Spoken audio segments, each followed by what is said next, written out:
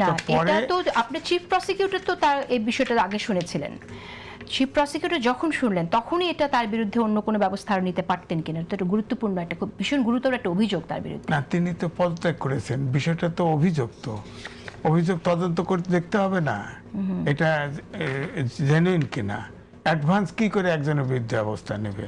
সে তো এখন প্রসিকিউটর নাই, তবে সে এখনো লয়ার, এতে কোনো সন্দেহ নাই। সে যদি এরকম টাকা চেয়ে থাকে, এটা তো অপরাধ, তার বিচার হবে। তো বিচার তো না করে নাই, তো বিচার হবে, তদন্ত হচ্ছে। যেমন আগের যে চিফ প্রসিকিউটর ছিল, আমরা শুনছি তিনিও নাকি এরকম চেয়েছিলেন। তার তো এখন চাকরি নাই, সে ব্যাপারে তো কোনো কিছু হলো না। তো আমার বক্তব্য হচ্ছে অভিযোগ তো অভিযোগই, সে তদন্ত যেটা হবে।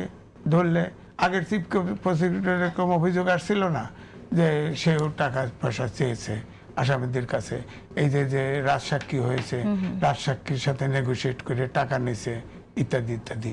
তো এগুলো তো ধরেন বিচারের আওতায় আসলো না। তো এইটা তিনি রিজাইন করে গেছেন, তার এটা হোয়াটসঅ্যাপে কথা বলছে, অডিও ফাঁস হয়েছে, এটা নোটিশে আসছে। অভিযোগ তদন্ত হোক, তদন্ত হলে যেটা অপরাধ তার তো বিচার, সে এখানে যেহেতু থাকতে অপরাধটা করেছে, তার বিচার হবে। বিচার থেকে তাকে মওকুফ করে দেওয়া হয় নাই।